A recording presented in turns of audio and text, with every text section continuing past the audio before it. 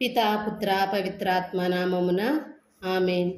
ప్రియమైన దేవుని బిడ్డలారా, ఈరోజు మనం కీర్తన 72 మననం చేయబోతున్నాం. ఈ కీర్తనల్లో దావీదు మరియు ఇతర కీర్తనకర్తలు తమ బాధల్లో దేవుని ఆశ్రయించి ఆయన న్యాయాన్ని స్తుతించారు. ఇవి మన జీవితానికి కూడా శక్తివంతమైన స్ఫూర్తినిస్తాయి. ధర్మముతో పాలించే రాజు, అతడు బీదలను రక్షించును, బాధితులను విడిపించును.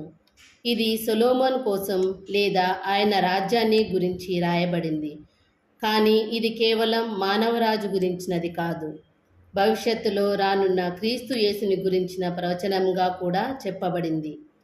దేవుని రాజ్యం ధర్మముతో, శాంతితో, కరుణతో నిండి ఉంటుంది.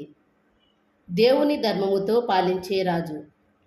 దేవా, రాజుకు నీ తీర్పును, రాజకుమారునికి నీ నీతిని అనుగ్రహించుము. దావీదు దేవుని వద్దకు రాజ్య పాలనకు అవసరమైన జ్ఞానం, నీతి కోసం ప్రార్థిస్తున్నాడు. నిజమైన నాయకత్వం మానవ బలంతో కాదు, దేవుని నీతితోనే నడుస్తుంది. దేవుని రాజ్యంలో బీదలకు న్యాయం లభిస్తుంది. దేవుని రాజ్యంలో బాధితులకు రక్షణ ఉంటుంది. దేవుని రాజ్యంలో అన్యాయానికి స్థానం ఉండదు. ఆయన రాజ్యం శాంతి రాజ్యం.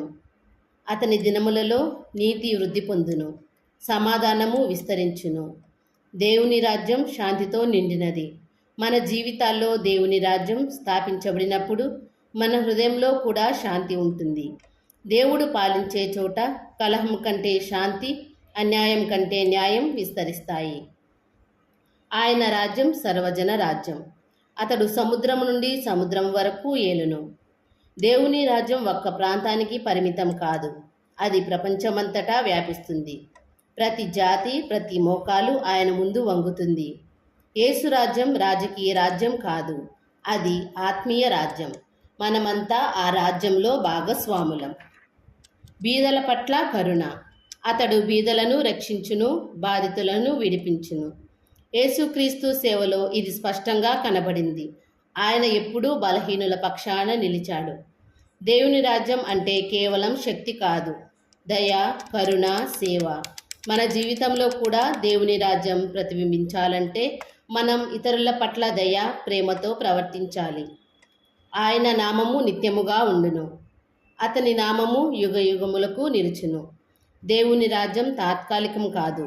మానవ రాజ్యాలు కూలిపోతాయి, కానీ యేసు రాజ్యం శాశ్వతం. అందుకే ప్రపంచమంతా ఆయనను స్తుతిస్తుంది, ఆయన నామమును మహిమపరుస్తుంది. మన జీవితానికి పాఠాలు. దేవుని రాజ్యం ధర్మముతో నిలబడుతుంది. శాంతి ఆయన పాలనలో ఉంటుంది. ఆయన రాజ్యం సర్వజన రాజ్యం.